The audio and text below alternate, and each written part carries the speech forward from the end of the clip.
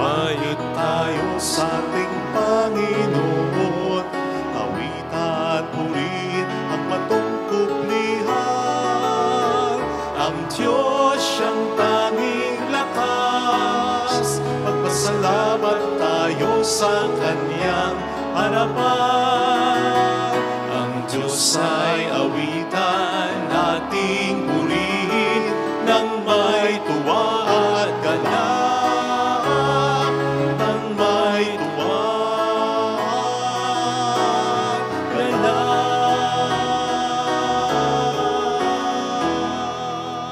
Sa ngalan ng Ama at ng Anak at ng Espiritu Santo. Amen.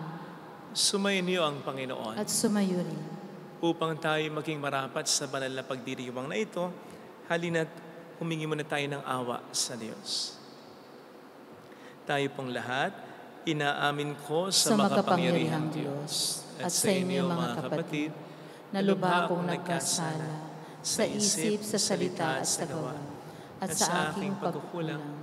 Kaya sinasamo ko sa mahal na Birheng Maria, sa lahat ng mga anghel at mga banal, at sa inyo mga kapatid na ako'y panalangin sa Panginoong ating Diyos. Kaawaan tayo na mapagmahal na Diyos, patawarin sa ating mga sala, at patnubayan hanggang sa buhay na walang hanggan. Amen.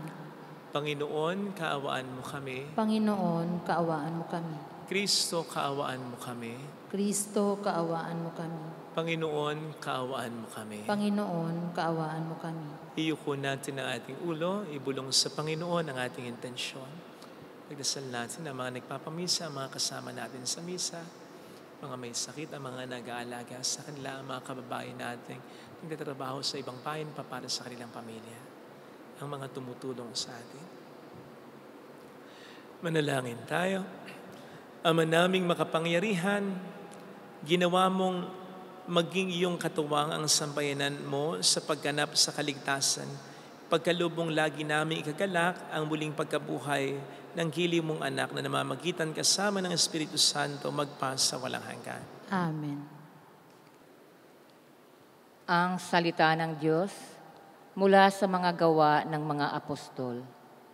Noong mga araw na iyon, umalis si Pablo sa Atenas at nagtungo sa Corinto. Natagpuan niya roon si Aquila, isang Hudyong taga-Ponto. Kararating pa lamang nito mula sa Italia, kasama ang kanyang asawang si Priscilla. Umalis sila roon sapagkat pinalayas ni Claudio ang lahat ng Hudyo sa Roma. Nakipagkita sa kanila si Pablo at doon na nakitira sapagkat sila'y manggagawa ng tolda tulad niya. At siya'y tumulong sa kanila. Tuwing araw ng pamamahinga, nakikipagpaliwanagan siya sa sinagoga at sinikap niyang mahikayat sa pananampalataya ang lahat, maging Hudyo o Grego. Nang dumating sina Silas at Timoteo mula sa Macedonia, iniukol na ni Pablo ang buo niyang panahon sa pangangaral at pagpapatutuo sa mga Hudyo na si Jesus ang Kristo. Nang siya'y salungatin nila at laitin, pinagpag niya ang alikabok sa kanyang damit bilang babala sa kanila.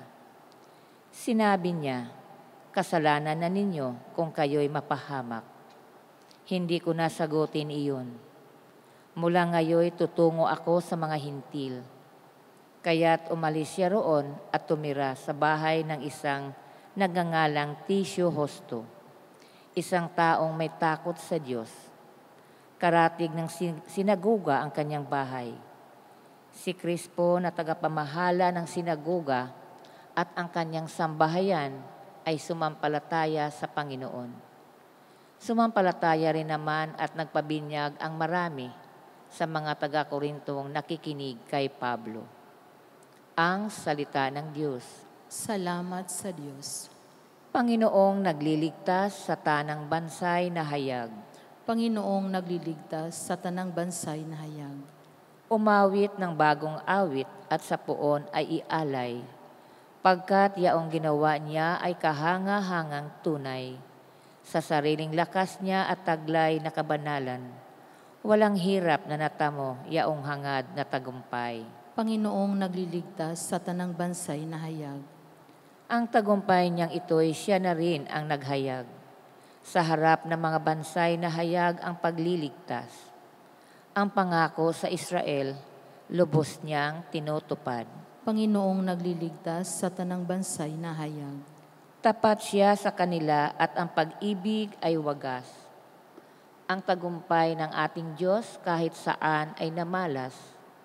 Magkaingay na may galak, yaong lahat sa daigdig. Ang poon ay buong galak na purihin sa pag-awit. Panginoong nagliligtas sa tanang bansay na hayag.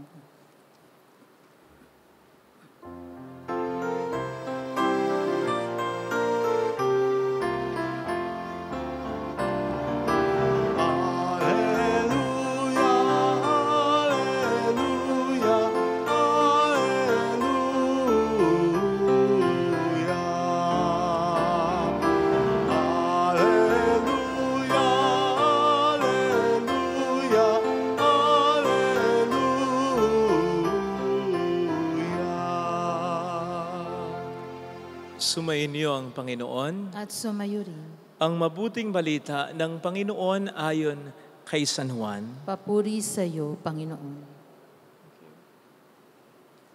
Noong panahong iyon, sinabi ni Jesus sa kaniyang mga alagad, kaunting panahon na lamang at hindi na niyo ako makikita. At pagkaraan ng kaunting panahon pa, ako'y inyong makikita uli. Nag-usap-usap ang ilan sa mga alagad. Ano kaya ang ibig niyang sabihin? Bakit niya sinabing kaunting panahon na lang at hindi natin siya makikita at pagkaraan ng kaunti pang panahon ay makikita uli?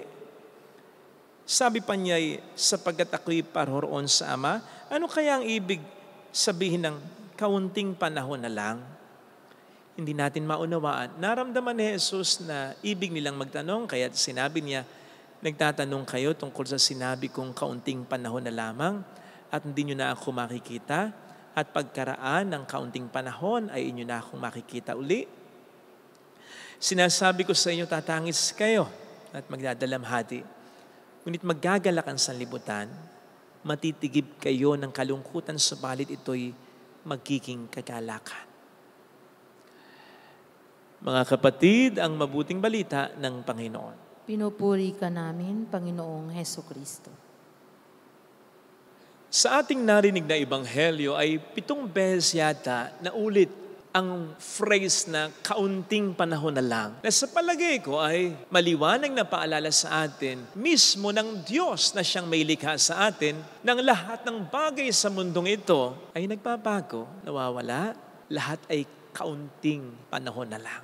Basic na halimbawa, ano man ang naranasan nating kaligayahan o kagalakan, dulot ng magaganda nating karanasan o kalalagayan, maayos na kalusugan, magandang mukha o pangangatawan, talentong sa atin ay hinahangaan, posisyon o kapangyarihan na ating inaalagaan, lahat ng iyan, kaunting panahon na lang.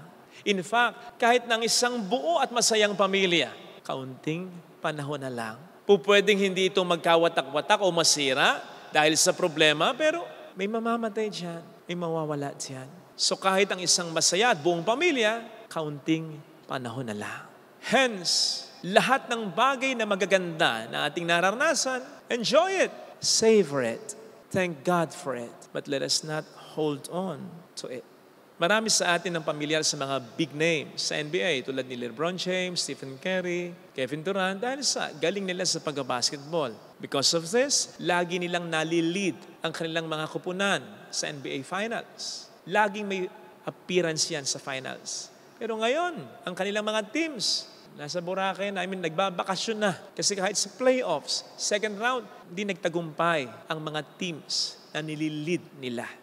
Bagay na dapat ay na-expect na rin natin sa paglipas ng panahon kasi tumatanda rin naman sila, humihina rin sila, bumabagal na rin sila. Si LeBron James, gumagasta pa yan ng $1,000,000. I-condition lamang lagi ang kanyang katawan. Now, while it obviously helps, malakas pa rin siya eh. Sa age niya hanggang ngayon, nakapagdadunk pa rin. Pero hindi na katulad ng dati. Hindi na siya ganung kabilis, ganung kalakas, ganung kagaling tulad ng dati. While yung conditioning ng kanyang katawan, it helps. Pero hindi pa rin ito napipigilan ang pag-deteriorate, paghina ng kanyang katawan. Kaya sa NBA ngayon, pansinin po ninyo, sinong ginugroom na maging mukha ng NBA? Si Ant-Man, Anthony Edwards ng Minnesota Timberwolves. Kasi bukod sa magaling talaga, batang-bata pa. Pero darating din ang pagkakataon na tulad ni na Michael Jordan noon at ni LeBron James ngayon, tanda-tanda rin siya, babagal din siya, hihina din siya. Magkakaroon uli ng bagong mukha ang NBA. Ganun ang buhay. Ano man ang magaganda nating karanasan ngayon, enjoy lang natin. Pero wag nating pakayakapin sapagkat hindi ito habang panahong mananatili sa atin. People change, relationships change, things change. Everyone and everything is just a little while o kaunting panahon lang. You can believe with great fierceness that this is not true, but it is. Kailangan tanggapin na lamang natin ang katotohanan mo ito. Sapagkat kung hindi, malulungkot at malulungkot lamang tayo. On the other hand, at ito yung pangalawang punto, kahit naman ang ating mga kalungkutan ay kaunting panahon lang. In fact, ito yung pinakatinutukoy ni Kristo sa Ebanghelyo. Kaya nga sabi dito, matitigib kayo ng kalungkutan, pero ang inyong kalungkutan ay magiging kagalakan. Kaya at anuman ang mga pangit nating karanasan, wag din tayong mapako dito. Sapagkat hindi meant na habang buhay ay maranasan natin ito. Sabi nga, hindi dapat tambayan, dapat daanan lamang. At katulad din ng lagi kong sinasabi, feel it. But do not feed it. Ramdamin natin. In as much as nagbabago rin naman ang ating damdamin. Pero huwag nating papakanin. Huwag nating aalagaan. Huwag tayong mapako sa kalungkutan sapagkat hindi natin dapat maranasan ang ganyan.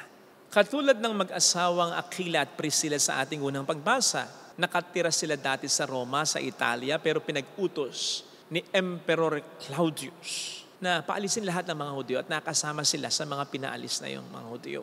Napadpad sila sa Corinto. Imagine how painful it was for the couple. Nandun ang buhay nila, nandun ang ikinabubuhay nila, tapos paalisin sila.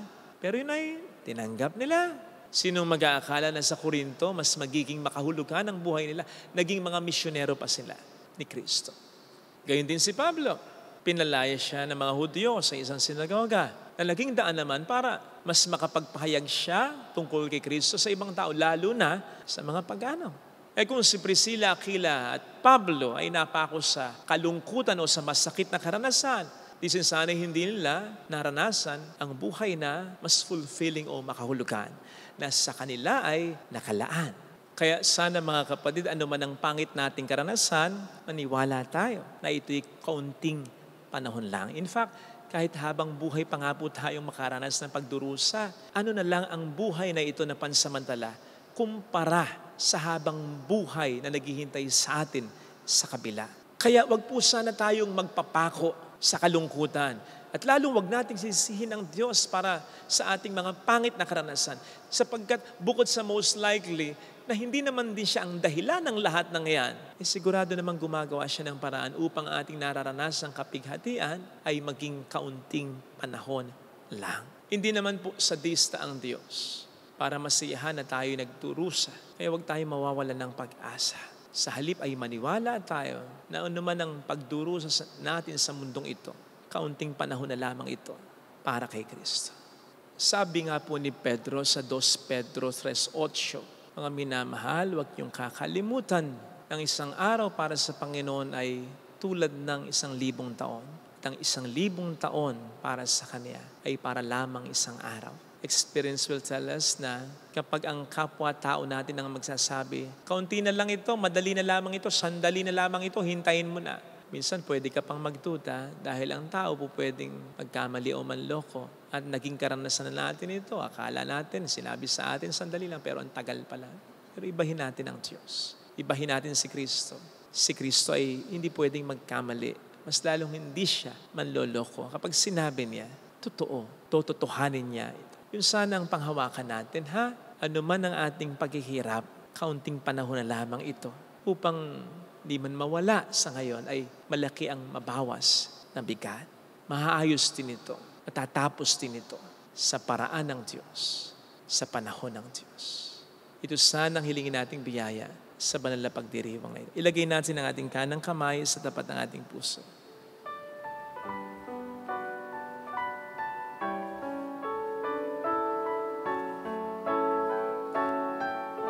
Awitin natin. Alam kong may magagawa ang Diyos.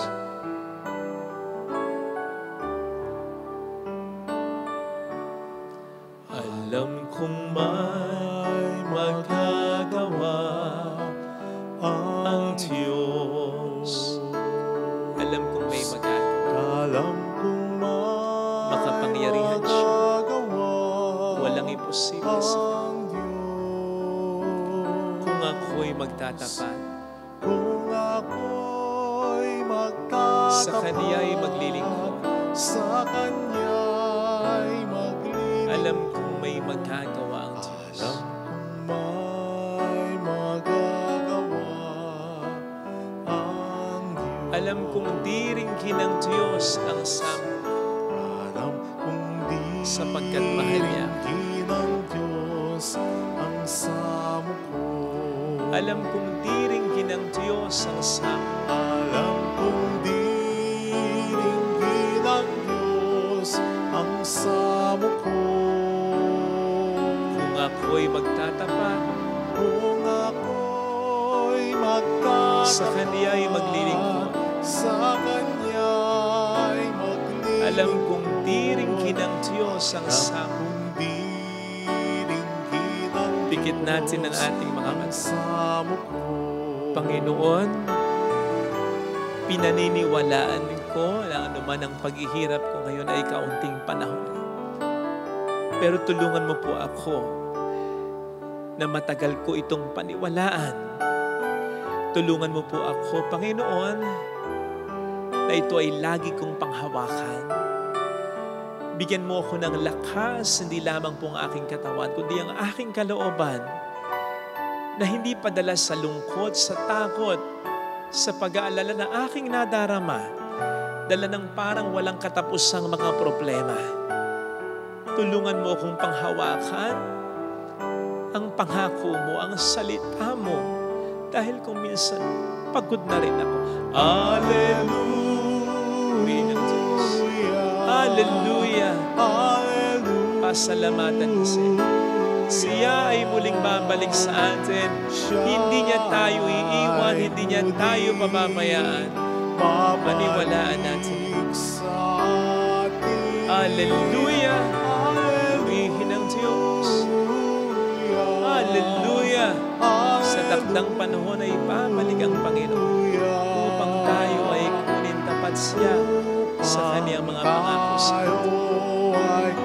Sabihin mo sa iyo, mayroong magandang mangyayari sa iyo.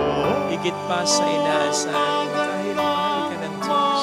Yan ang pakatandaan. Lahat ng bagay nagbabago, pero hindi ang pagmamahal ng Diyos sa iyo. Kung lalapit ka kay Jesus, mayroong magandang mangyayari. Lahat ng bagay lilipas, pero hindi ang salita niya, hindi ang mga sinabi niya, hindi ang ipinangako niya kung lalapit kay Jesus. Lalapit kay Jesus. Papuri sa Ama at sa Anak sa Espiritu Santo. Kapara ng sa unang-una, ngayon magpakailanman, magpasawalang hanggan. Amen.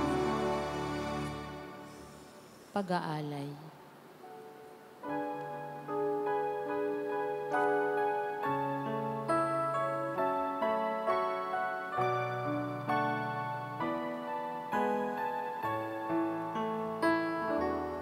Handog namin sa iyo, Ama, ang tinapay at alak na ito. Handog ng bayang umasa, sumasamba't nagmamahal sa iyo. Naway dalhin ang iyong anghel ang aming panalangin sa iyong dambana. Katulad ng alimuyak ng insenso, umakyat sa kalangitan. Handog namin sa iyo, Ama, ang tinapay at alak na ito. Handog ng bayang umaasa, sumasamba't nagmamahal sa iyo.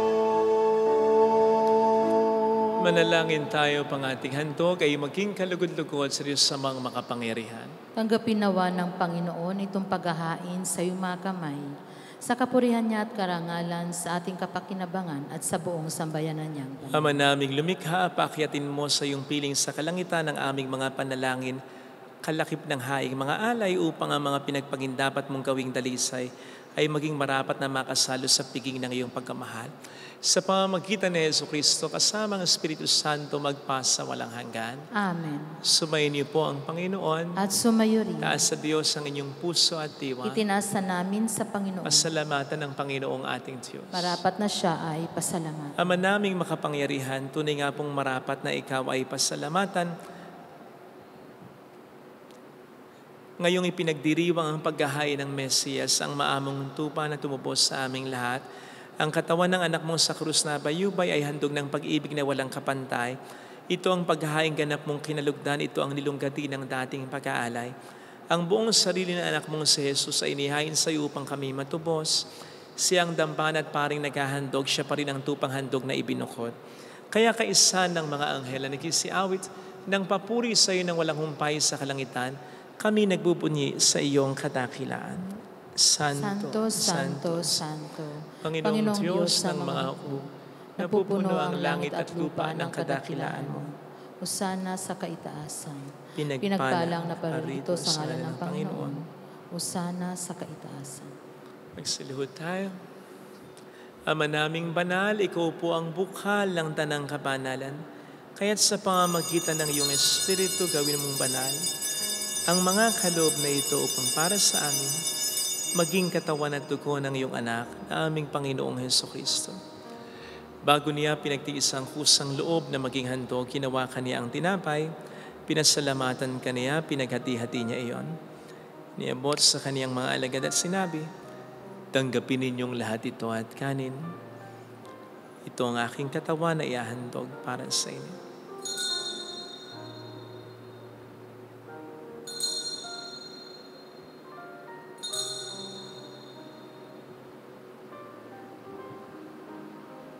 Gayon din naman nang matapos ang hapunan, nawakan niya ang kalis. Muli kanyang pinasalamatan, iniabot niya ang kalis sa kaniyang mga alagad at sinabi, tanggapin ninyong lahat ito at inumin. Ito ang kalis ng aking dugo ng bago at walang hanggang tipan. Ang aking dugo na ibubuhos para sa inyo at para sa lahat. Sa ikapagpatawad ng mga kasalanan, gawin niyo ito sa pag-alala sa akin.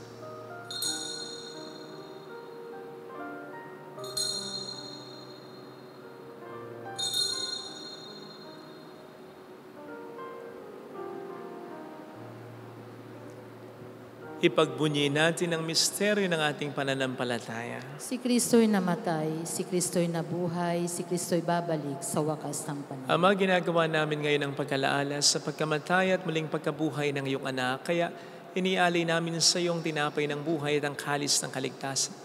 Kami po'y nagpapasalamat dahil kami iyong minarapat na tumayo sa harap mo para maglingkod sa iyo.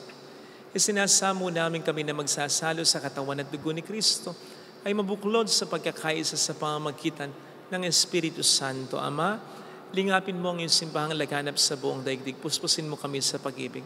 Kaysa ni Francisco na aming Papa, ni Janice na aming Obispo at ng Tanang Kaparian, alalahan mo mga kapatid naming nahimlay nang may pag-asang sila'y muling mabubuhay, lalo ng aming mga ipagdarasal. Saglit nating alalahanin ang ating mga minamahal sa buhay na namayapa na.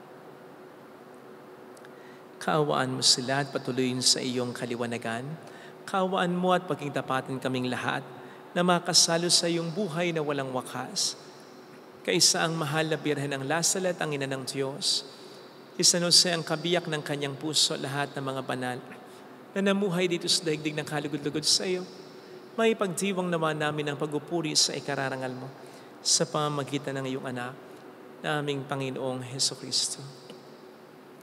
Sa pamamagitan ni Kristo kasama niya at sa Kanya, ang lahat ng parangal, papuri ay sa iyo, Diyos amang makapangyarihan, kasama ang Espiritu Santo magpa sa walang hanggan. Amen. Tumawag tayo sa ating Ama.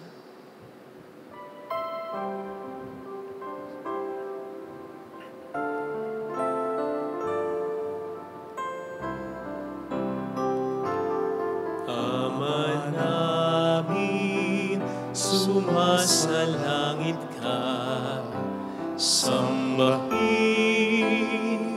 ang ngalan mo,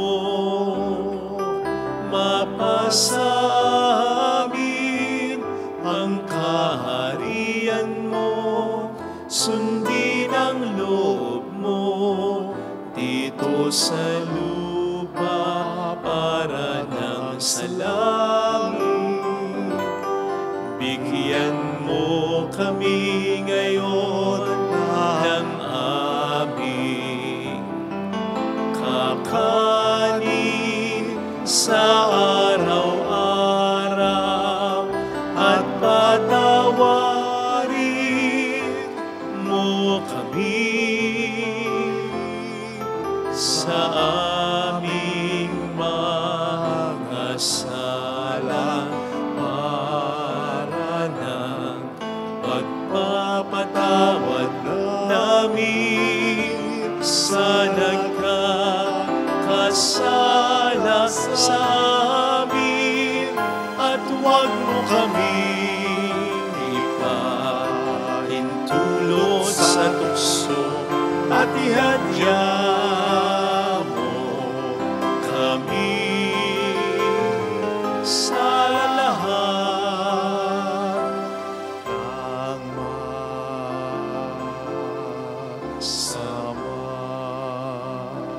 Iniling namin kami adya sa lahat ng masama, pagkalooban ng kapayapaan araw-araw, iligtas sa kasalanan, sa kapahamakan sa mga seryosong karamdaman.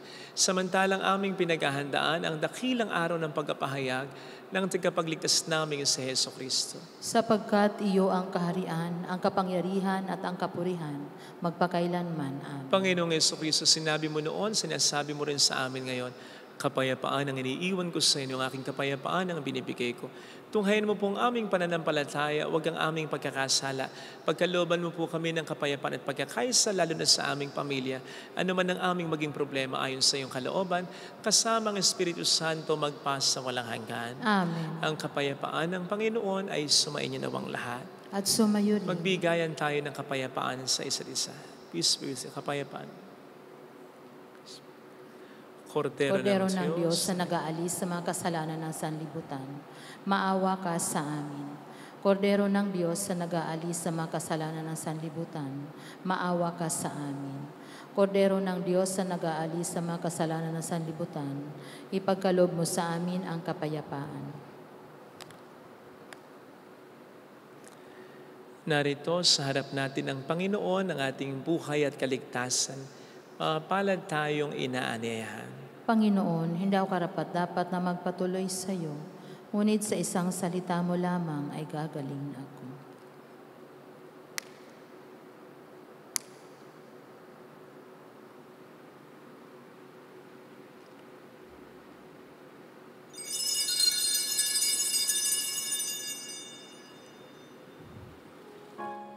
Panalangin para sa espiritual na pakikinabang.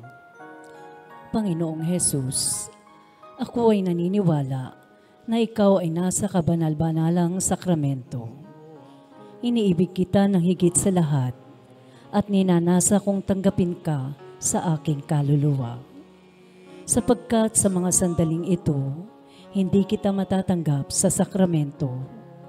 Tumuloy ka sa espiritu sa aking puso. Niyayakap kita na para bang naririto ka na. Inaalay ko ng buong buo ang aking sarili sa iyo. Huwag mong hayaang mawalay ako sa iyo. Amen. Ako nga'y dudulog at dadalangin. Pagdating ng umaga, ang tinig ko ay dinggin. Hinangan nitong damdamin, kailan tutugunin? Bukas pagsikat ng liwanag, aking hintayin. Tingin mo ako, Panginoon. Inig ng pagsamo, nawa'y pakinggan mo. Tingin mo ako, Panginoon. Akong tumatawag, lingapin mo ngayon. Akong tumatawag, lingapin mo ngayon.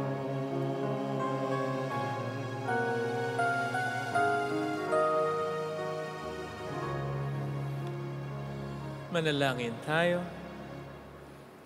Ama naming mapagmahal, manatili kang kapiling ng iyong bayan na ngayon pinapakinabang mo sa iyong sariling buhay at gawin mong kami pasulong na makahakbang mula sa dati naming pagkamakasalanan patungo sa pagbabagong nagdudulot ng iyong kabutihan sa pamamagitan ni Jesucristo. Kasamang Espiritu Santo magpas sa walang hanggan. Amen. Holy God, Holy Mighty One, Holy Immortal One. Have mercy on us, Son of the whole world. Holy God, Holy Mighty One, Holy Immortal One. Have mercy on us, Son of the whole world. Holy God, Holy Mighty One, Holy Immortal One. Have mercy on us, Son of the whole world. Jesus, King of Mercy. We trust in you. Alalahanin, Alalahanin, o mahal na Birhen ng Lasalet, ina ng pag-asa. Ikaw ang nagpapaalala sa aming magbalik loob sa Ama. Ito ang nagpapatunay na kagandahang loob mo na natiling busilang. Sa pag-aaruga mo sa amin, tungkulin mo'y tinupad. Sa paanan ni Kristo'y itinuring mo kaming mga tunay mong anak. Kaya ninais mo ni Isay huwag mapahamak. Maging sa iyong walang tigil na pananalangin, pati luhay kumatag. Huwag namang mawalan ng saysay ang iyong paghirap. Hiling nawa namin sa iyo aming inaliyag, na matapos ang pakikibaka namin sa mundong ito, at sa pananatili naming tapat kay Kristo. Sa kapurihan mo ay makibahagi kaming ganap, upang kung nasaan ka ngayon ay maparoon din kaming lahat. At ang kaganapan ng kaluwalhatian ng Diyos sa may tuluyang matupad siya nawa. mahal na Birhen ng Lasalet, tagapagkasundo ng mga makasalanan. Ipanalangin mong walang patid kaming mga dumudulog sa iyo. Maraming salamat po sa inyong pakikiisa at sa patuloy niyong pagtulong. Sa ngayon po ang ating ipapagawa ay mga chapels na ating simbahan. Salamat po sa patuloy niyong pagtulong sa amin. Sumayin niyo ang Panginoon. At sumayo rin. Pagpalain kayo kasama ang ating pamilya na mapagmahal na Diyos, ng Ama at ng Anak, ng Espiritu Santo. Amen. Humayo tayo sa kapayapaan ni Kristo. Salamat sa Diyos.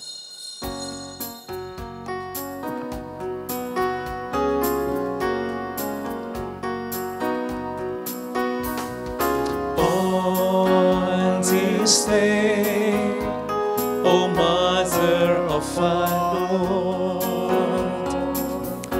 We sing you praise for lighting up our way. Your tears did soften up the hearts of men, and they still do today. May our love for you bring comfort in your pain. On this day, O Mother of fire, Lord, we sing you praise for lighting up our way. Your tears did soften up the hearts of men, and they still do today.